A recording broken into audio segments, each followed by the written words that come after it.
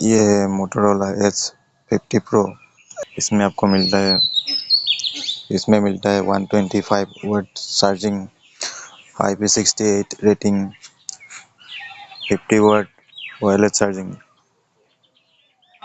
And 10 watt reverse wireless charging.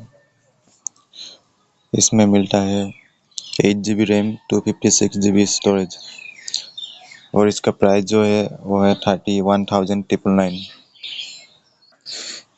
इसमें आपको मिलता है 3 कलर वेरिएंट।